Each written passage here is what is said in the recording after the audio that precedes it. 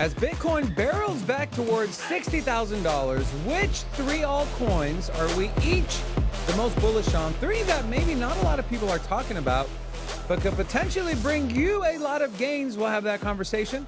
We're also got Magic Internet Money joining us to talk about this recent move with Bitcoin. Will this be a sustained rally, or are we going to get rejected at that 58K level again? And if we do break above, how high can Bitcoin run before meeting its next level of resistance? We'll ask Magic those questions. We're also going to talk a little bit about Ethereum and the big debate today. Will crypto be mentioned? Should we be expecting a lot of volatility leading into and after the debate between Vice President Kamala Harris and Donald Trump? We'll talk about that and much, much more on today's episode of Sin City Crypto.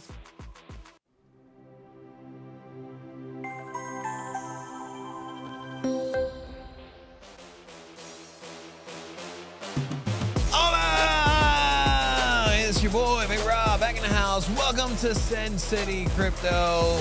We're the entertainment-focused cryptocurrency channel. Unlike the other boring ones, we take old, stale information, repackage that thing up in a fun and sexy way. Bitcoin is back. Bitcoin is back. We are at $57,300. Price of one Bitcoin. Try something new. And every you know time what?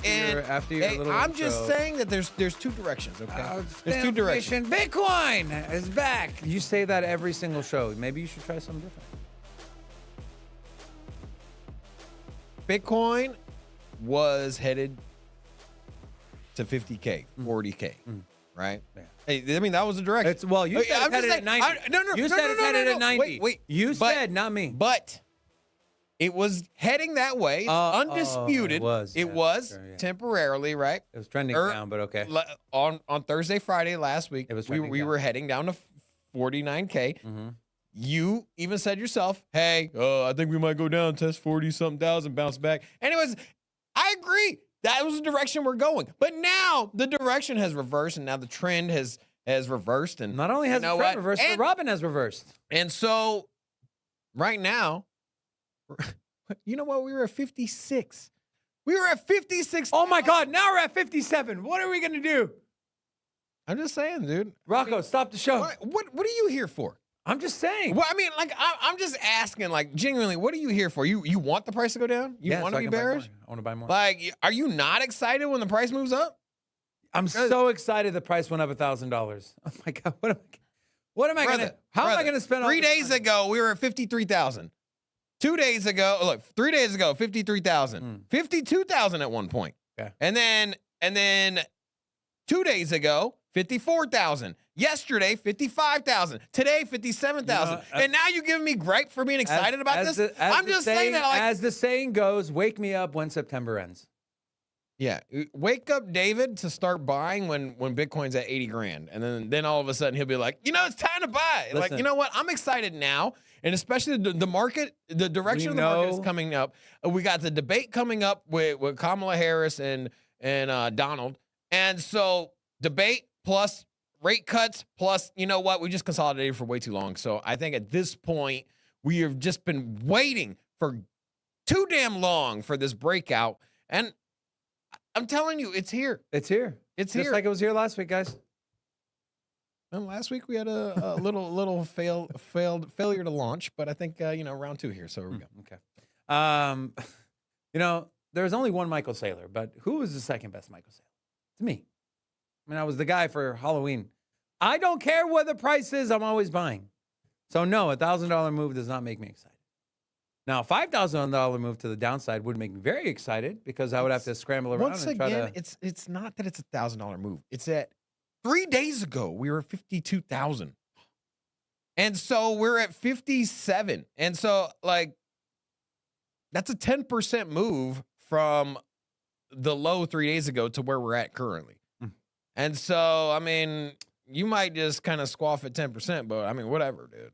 We're down 1.38 on the week. So. Yeah, I didn't say that the 7 day. I said 3 days. Said you know, you sound like Peter Schiff. Schiff.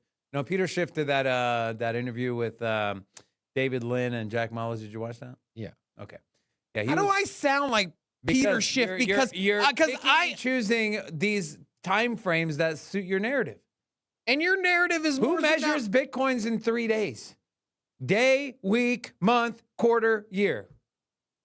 Hey, over the last 38 and a half hours. I'm just saying that the movement on Bitcoin is exciting. I'm excited. You're not excited and you're over here giving me gripe because I'm excited because of the move, right? I don't know, man. I mean, okay, call me stupid because I have a portfolio that I like to see gains out of, and right now, crypto's moving. It was a little spook in the market where, hey, how far down are we going to go? I feel like that's behind us at this point, and now we're moving closer to 60K. And you know what? There's a couple macro factors here in play that will more than likely trajectory the price past 60,000, back up to 70, and onwards to 80, 90. 100K. Do we see 52 again or 61st? 62. We are done. That's why I'm excited, man. We're done with what? With the 50,000, that low 50,000, that's over. It's behind us. It's over. Okay. All right. You heard it here first. No more low 50s per Robin here. Yep. Let's talk about the. So we'll get into. You know what? Let me get into this now. So what we'll do is, I will give my top 3 altcoin picks. We'll bring Magic on, and then on the back end of that, when we let Magic go, we'll have Robin give his. Okay. So. There's obviously the big altcoins, Ethereum, Solana, Cardano, Near, Avalanche. Those are ones everyone continues to talk about, and we all know they're going to make a lot of money. Well, what are some of the ones that maybe not a lot of people are talking about that I believe could make me and you watching a lot of money? And of course, none of this is financial advice. But with that being said, I want to share my very first coin. And this is a coin that's been kind of getting a lot of steam. It's up pretty big on the 7-day, up 23%. Yet, as I scour the news every single day, I find nothing on this project. I don't really see any posts on social media, which tells me that maybe people are asleep at the wheel, and that project is Phantom, right? The godfather of DeFi, Andre Cronje, has made his return to be more engaged in the Phantom community. We have that massive Sonic upgrade coming up that'll make it the fastest blockchain in the world when it comes to finality, 720 milliseconds, right? Other things that Sonic is going to bring is it's going to give developers and people that are looking to build on Phantom a fund to draw on worth $120 million put up by the Phantom Foundation, or the Sonic Foundation, they renamed. And also, 90% of the fees that are made on Phantom will go back to the developers. This is something that Near Protocol does, not up to that 90% level, but still, it incentivizes people to build on your blockchain. And so when you look at Phantom's chart, we are at dare I say, a perfect spot to potentially get an entry, right? You take a look here on the Phantom daily chart, this downtrend we've been in since March of this year, tapping this trend line. And guess what we just did yesterday is we broke above this trend line with a 17% daily candle. Now, could we get a retest of this trend line? I believe we possibly can. So if you want to be a patient trader and wait for this retest and see if it holds us support, great. If you think this thing is going to break out and you want to ride the wave up, great. Either way, Phantom is a project, not just from a technical standpoint, but from a fundamental standpoint, that I'm very, very bullish on. The next one is an RWA play, and it is XDC Network. So this is a layer 1 in the RWA space. They're the first and only blockchain that was invited to join the TFDI, which is a consortium of the world's leading banks and non-bank financial institutions. They have ties to HSBC, AIG, Deutsche Bank. And so this is something that I don't really see a lot of people talking about. It's outside the top 100, currently ranked number 127 with a market cap of $400 million. It's been getting pretty beaten up as far as price action. You can see here this massive falling wedge essentially for XDC. Are we going to get a breakout on this move up here? And if I throw on these Bollinger Bands, I can almost guarantee you that these things are, look how tight those bands are. This thing is getting ready to move. And I know we got Magic coming on in a little bit, but I'm sure Magic will tell you too. When we see this level of tightness in the Bollinger Bands for this amount of time, there's going to be a big move. Now, is it going to be a big move to the upside? If it's to the downside, expect a potential retest of the low here on this pattern, which would put it right around 1.8 cents. But could this be a break to the upside where we finally break out of this falling wedge and go on to take out some of these highs? So XDC is my second play. And my last play is a layer one outside the top 100. It is Oasis. Oasis is an L1 that focuses on compute and privacy. It is the first privacy-driven EVM chain on the market. It has a protocol called Sapphire within its network, which is the first privacy-driven EVM for decentralized AI and for compute. And so this is a project that's, again, ranked number 133, coming in at a $389 million market cap, that saw a pretty big run-up, but currently on the weekly here, we are in our discount zone. This is the Lux Algo price action concepts. And the last time we came into the zone, we kind of chopped sideways, consolidated. And then once we broke out, the move to the top was around a 340% move. And I'm not saying that's the move we're going to get, but you take a look at, hey, what is a good value level to get exposure to this position? And anytime you would have bought in when the price dipped into this discount box, you'd be sitting pretty. So those are my three: Phantom, XDC, and Oasis Rose. Again, we're going to bring Magic on the show now, but we'll get Robin's three at the end there. Magic, welcome back, my friend. It is Tuesday, which means you're joining us. Excited to have you. I want to kind of briefly ask you about, I showed the Bollinger Bands on XDC. Looking at this chart here, what are your thoughts on the XDC chart? If you want to look at mine, or if you want to pull up your own, completely up to you. But we see this is on the daily. Yeah, so you are looking at something that's definitely squeezing. So volatility is coming, essentially. I think the terminology used when I first started trading was it's running out of room. Both in the pattern that you've got there, it's squeezing, but then also you have an oscillator. So one would want to say that if they were a volatility trader or they had a position, they'd want to be positioned accordingly. That's really it. The time for waiting's probably over on that one. It does look like it's going to probably pop. I'm actually pulling up XDC, and that is on. What's your analysis on if you had to bet which way would pop? Let's have a peek. I mean, you really want it to be to the upside. This thing's gone about as far down as it can go. Yep. Yep. Really, it really has. It's like it's at the bottom. So in theory, yes, you're thinking that, well, we found a bottom. This is historically a great place for us to settle up on. I'm just kind of cruising through some high time frame charts, and I'll show you mine, why I would be trading this for upside rather than downside. Let's get rid of these deviations. But just looking at it is, well, one, this was your last local low, but you failed to do anything different in terms of closes once you got down here. You did hold an old swing fail level, which to me, these are very good support and resistance levels. These are levels where traders typically get caught selling into, or if it's to the upside, it's like they get caught, buying into and becoming essentially a filler for someone else's orders. But yeah, so in theory, as long as you're holding on to 0.02221, on a monthly closing basis, even it looks good. You've even come around to swing failing the prior month low. So you have two of those. You have a nice macro one here, and then you've got a nice full SFP here, where in theory you would be targeting the high or the old monthly high somewhere near 3.022 cents, which doesn't sound like much on an asset like this, but what is that, like 13%? That's not a bad intra-week trade. If it goes higher than that, you could see some of these other valuations, of course. But yeah, I would say a pop-up is in the cards, unless we start seeing the loss of 0.02589. That would be local weakness to me. And then I would start looking for a re-challenge of this low, and then we can evaluate from there. And it doesn't look as good. But as long as you're above these levels, yeah, I mean, the pressure is going to be on to potentially try to take this high.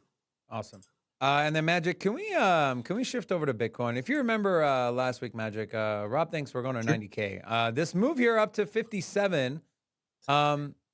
What is the structure of the price action, the chart telling you? Is this going to be a sustained move, or is this going to be a new 54 to 57K chop region? Nothing, like I said last week, nothing's technically broken. 53,216 was the level we gave in terms of like what we'd look for in terms of challenge. So you're still by and large, range bound.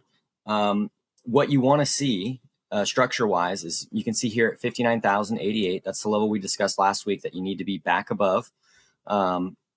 It would be nice to get back above that and hold it as support. There's a lot of things that occur when that happens. Going to like a 4-hour chart, for instance, and just looking at it, you could turn on the periodic volume profile. And I do apologize for my voice this week, guys. It's a little rough. The allergy season has hit me somewhat hard. Unacceptable magic. It is. But in terms of, 59,088 being an important level, you've got the previous month point of control here, and then you've got your current month value area high. So price can realistically oscillate all the way back to this area, and you'll see that it's also going to be the value area low for July. And what it's showing you is that the monthly values are shifting down. That's one standard deviation. So it's just one way to view the market. So you would say 59K above that level, it starts to go back to that higher time frame chart and saying, things start to look better above here. You could take it a step further. You could go out to like a daily or even a weekly, and you could say that this was our last range before we made our final move up to 73 at 7 or 8. So this is your breakout candle. It's where you want to pull from. And you can also see that this will coincide with the value area low. You can go even further with it and see where the key levels are by just starting to add fibs even. You can see that you now have your gold pocket. So I'm going to get rid of some of that right there. And you've got a nice box here now. So you've got a box between 60,641 and 59,088. That's realistically the zone that needs to get claimed. And then you start to have a different conversation because you are back inside this old range. You have recovered some old monthly levels that previously had been support for 6 months. And this starts to look more like a fake out, and that you've made a very good low. You've back tested the low that you swung fail. So again, we're talking a swing fail pattern where you take a prior low and then we turn that into support, meaning that the people that are trapped down here that probably sold their positions or even opened up positions in the opposite direction because people love to short the bottom, they get turned into fuel, right? And the easy thing for the market to do is to let them out of their positions. That's why you see these levels be respected. That's why they work as support and resistance, especially if there's a good amount of open interest that has come into those areas. And then you can quantify it and say, okay, below here, we know there's X amount of positions that are open, and we know it was positive or negative open interest or delta. And it kind of gives you an idea of, will it be something I want to trade? And in this instance, it really was. 53,216 was a great level to trade, but there were other things here. And so this is more of an educational piece for people. We always do that, and we'll keep it short and sweet. Everybody loves the VWAP, right? I gave you guys levels at the beginning of the year. These are the only levels you need for 2023 based on 2000 or in 2024 based on 2023's levels. And then you could go and add on your current year for the VWAP and add on the deviations for that. And you'll find that the current year's VWAP, which is here, the bright orange, this is your first standard deviation. This was also a standard deviation brought into this year that we were going to use for the full 12 months. And then you had the July low SFP, where we've seen people are historically defending now. You just knew that this was going to be an area with all the confluences that it was worth a trade at a minimum. And then it puts you back in the idea of a range trade where we say level to level, right? All we're doing is trading back up to the yearly VWAP now, and I'll get rid of the deviations so it's a little cleaner. And you're looking to take this from standard deviation 1 of the current yearly VWAP back to the yearly VWAP and back test that key zone, which is also multiple other reasons why this is the area you need to see reclaimed. So for anyone at home that's wondering, hey, is this bounce real or not? This is the area that once reclaimed, I would probably shift my bias, and you guys won't hear me talk as much about downside. You'll hear me start talking a lot more about upside, because I think that the tide has shifted at that point, and that bears had their opportunity, failed to capitalize. It's gone sideways long enough. We're coming into some really macro time points for me coming in between now and like the 17th as when I was expecting our next pivot point in price. So I would start to lean heavily for more upside and that the cycle would maybe even continue at that time. So yeah, that's Awesome. it. That's the rundown. Magic, can we well, one more chart if you don't mind. So Yeah, Aave's been on fire. It's approaching $150. It's my personal favorite DeFi play. It's got great tokenomics. It's got the stable coin Go that's integrated into the platform. That the rise and the use of the stable coin directly affects Aave's price in a positive way. On top of that, they just added BlackRock's tokenized fund to their backing of their stable coin. And so I feel like this is a project you could have picked it up at sub $50 for a very long time. Although it's at $150, if someone's sitting there maybe waiting for a pullback or wondering where the hell is this thing going to go, what are you seeing on the chart?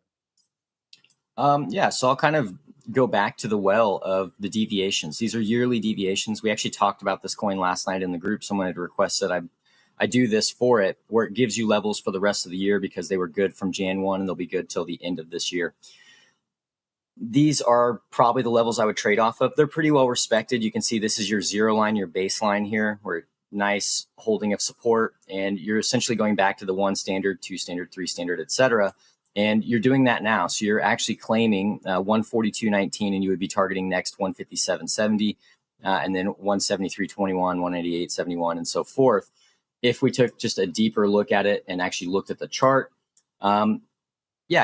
above this area. So you're talking about where could you one look to get long on a buyback. You don't need to do a whole lot of TA. We could probably just say this is going to be very good support and resistance. You may even include it down a little bit here, and anything back underneath 126 starts to look like an area of support that needs to hold. So knowing that you've already back tested it, I really wouldn't be too favorable to look for like long-term positions on another test into it. I would really prefer it continues higher from here. But realistically, this is something that I would just go to the well of daily lows right here. So you can see that you've got some lows that have held up quite nicely, and now you've put in a higher low, a slightly one right here. So I would be more inclined to start looking for like something like a Fibonacci pullback. And, wherever this thing ends up is where you're going to want to be at. You're going to just pull your, gold pocket. So if it ends up near that next target, which was like 158, 157, it's basically putting you right here, back testing the structure. That's how I would play something like this. I would look to see, are we going to continue to hold this higher low that is trying to set in place while making a higher high? I would like to trade the next higher low. And if we find a top somewhere near our deviations right here, then yes, I would be interested in a play here. I may even be interested sooner if it back tested something like 142. It just kind of depends on how it goes. The only thing you have to be careful of in a pullback in this current territory, and this is for people that are buying at all, is that this is your last local high, and it's your last major local high for quite some time. So if price does come up here and take this and then reject quite nastily, you do want to maybe be a little more critical of the areas you're looking to long, because it looks like you're just taking the high and then trying to find your way back into the range. And I'm not saying it would go all the way back to $80, but it would certainly open up the door for something like that to happen and have a more of a larger range on like a yearly time frame. So, that would put you somewhere in like the 118 to 126 level for realistic support if it swung, failed as high and came back, because this is your yearly value area for now. It is subject to change over the next 3 months, of course. So if price continues up, this will shift with it. But for now, I would be watching a higher time frame structure like this, because again, if you lose these lows, you are finding your way back into that range we just talked about. And so you don't want to see that. A back test of this to me doesn't look as good because we've already back tested it. I would prefer something above 126 probably into this gold pocket. So between 126 and 132, if there is a throwback, is where I would like a higher low to come in. If it fails there, I'm looking for it to come back and retest these lows, potentially even find acceptance back into the range.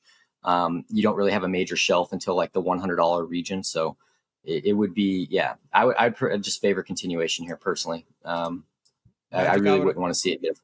I would also like to see it be above 126. I think that's a good start there. You would like to see it above 126? Of course. I'd also prefer it to be above that. Yeah, me too.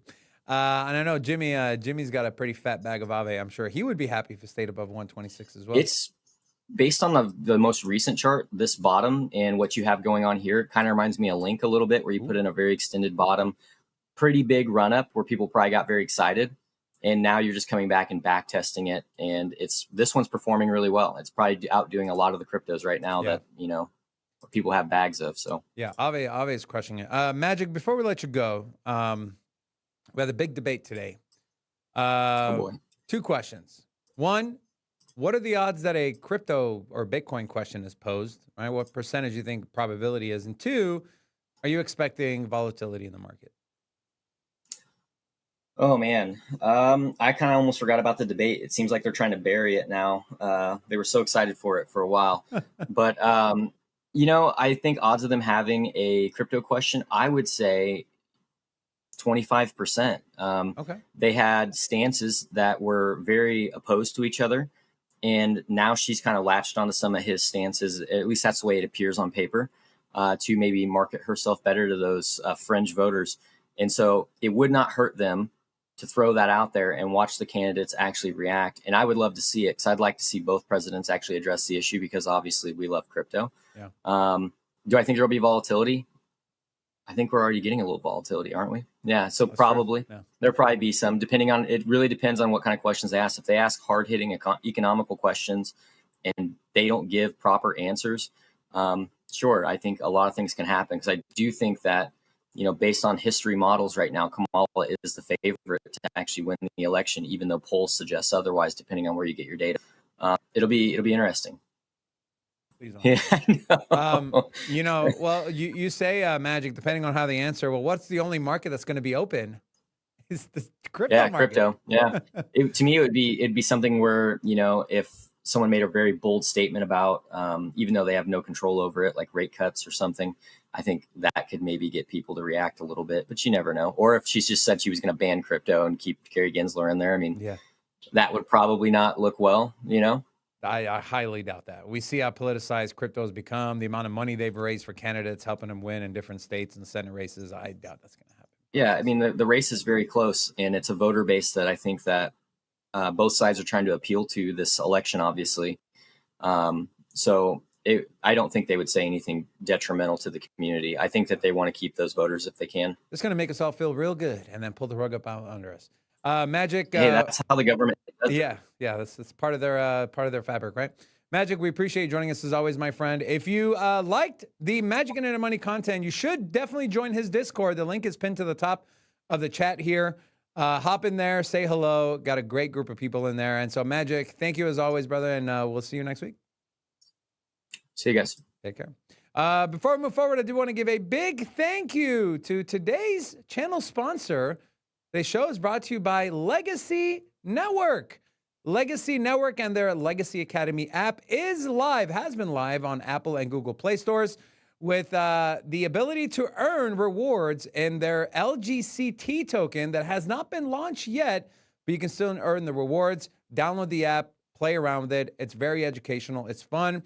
A lot of mini games and quizzes. And when you're done, do us a favor and leave them a review. And if you want to join their Discord or their Telegram, click the link in the description of this video. What's up, man? Haven't heard a word from you for like 20 minutes. You okay?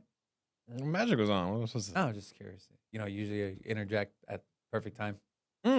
Anyways, so do you want to give any feedback on my 3 that I shared? It was Phantom. Oh, that was like 20 minutes ago. I don't even remember what you did. Phantom. All right, so look. Here, my turn. Hold on. You got to critique mine first. Phantom, XDC, and Oasis. Which one's your favorite out of those 3? I don't know. Phantom's. I like Phantom. I like DeFi right now. I think that DeFi's hot. So why fade a sector that's rallying and pumping and moving?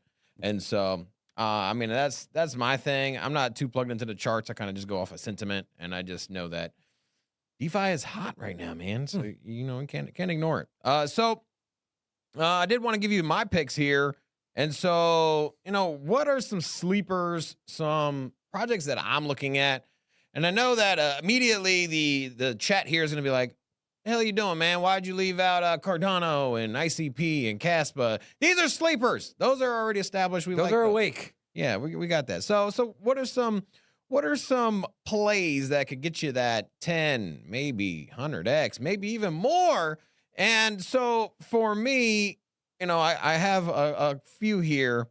And so I got Stacks number one, right? I think that's this one that you're not going to see.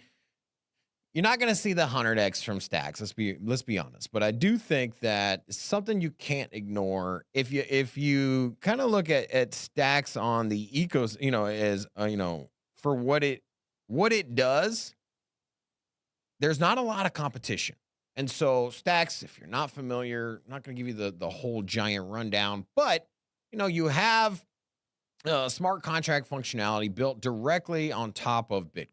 And you have the native token Stacks.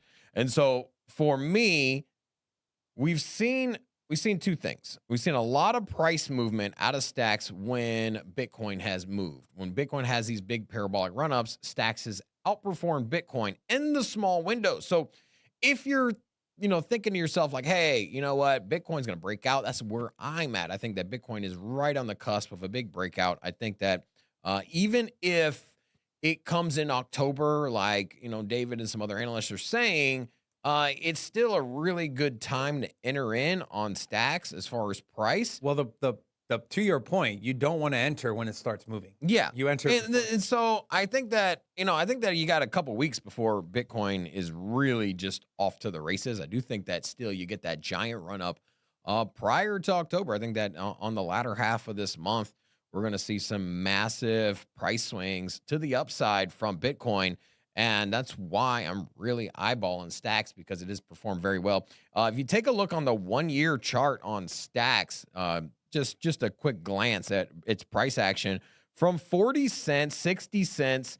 And so 60 cents is when Bitcoin moved from that $20,000 range. And then, it had its price action where it broke all-time highs. We did see Stacks over $3.60, down 50% from that, over 50%.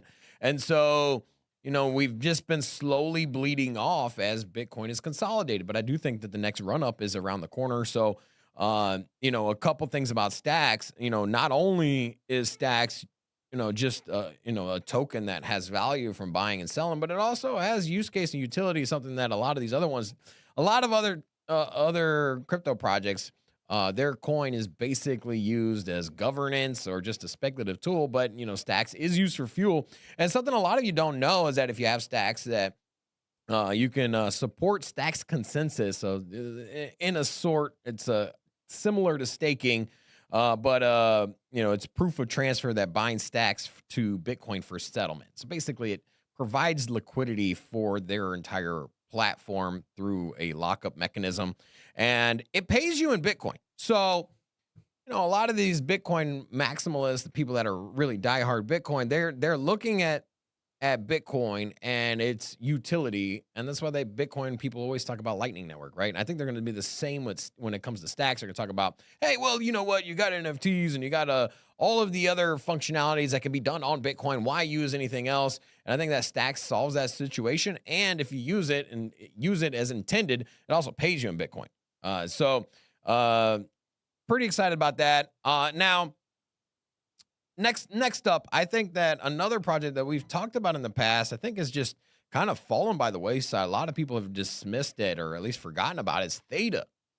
And, a lot of this for me, Theta is something that was in high demand, and a lot of community was rallying behind Theta just last bull market, and it hasn't really seen much movement this year. And so if you take a look on the 1-year chart, it had a little rally when Bitcoin broke all-time highs. We saw a $3 Theta, which, if you're just going off a simple, price history on the more recent bull run, we're about a 3x away from all-time highs. And so just to get back to where it was in March, that's a 3x.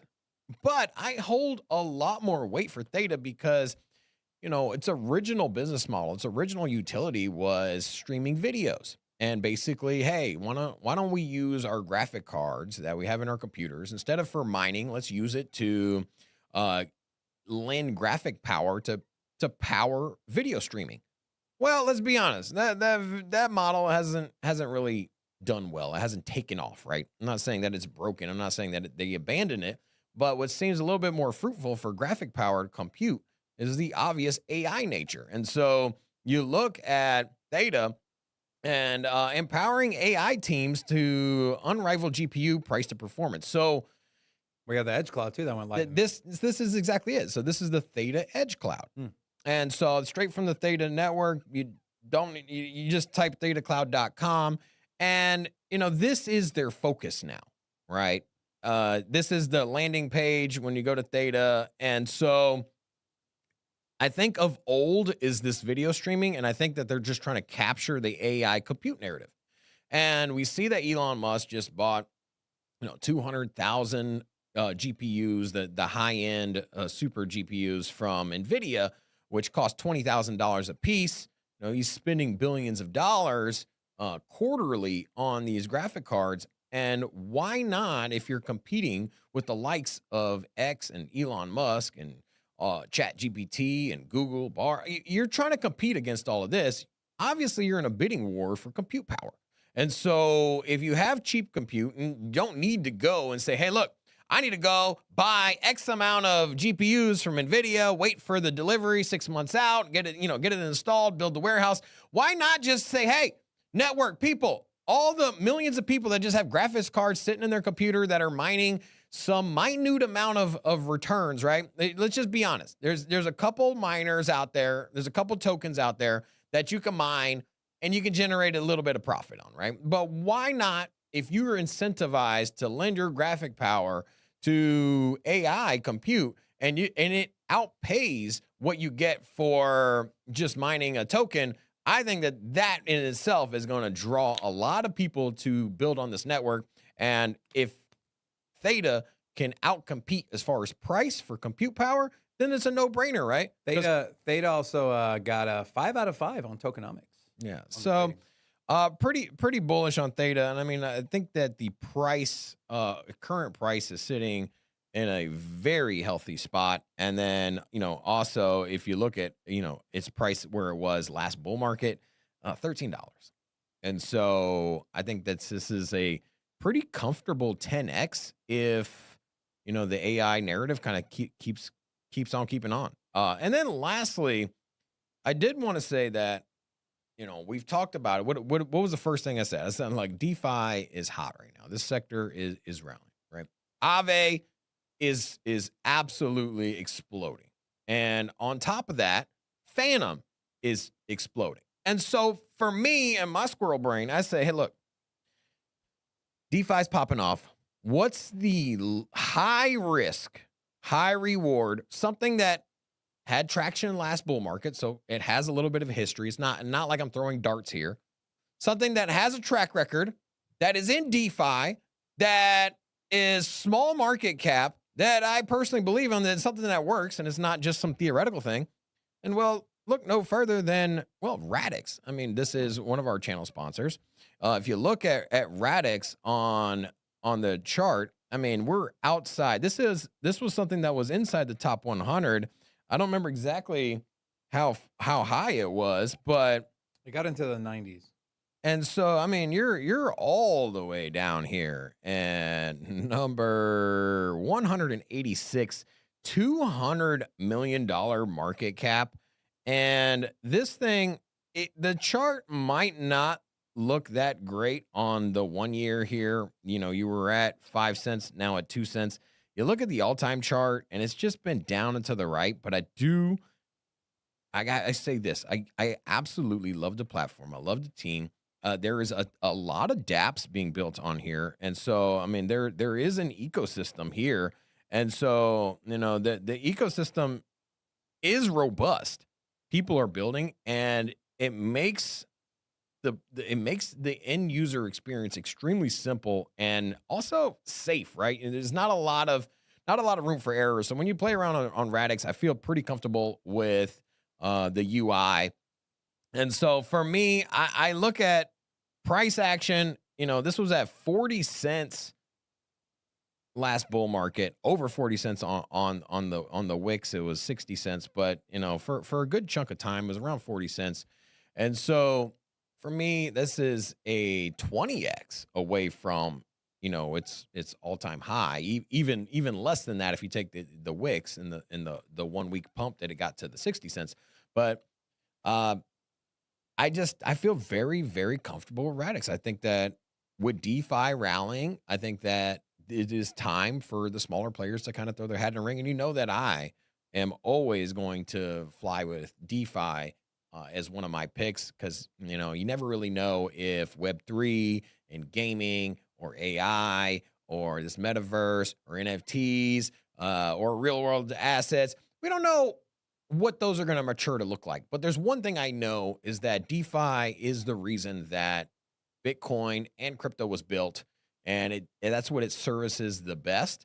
I think at the end of the day, we're like, hey, I want to just send money to my friends, transact with people that I'm doing business with, and I want to do it in a decentralized way that is free of banks, or if I don't even have banks, then Oh, if you have a mattress only, Yeah.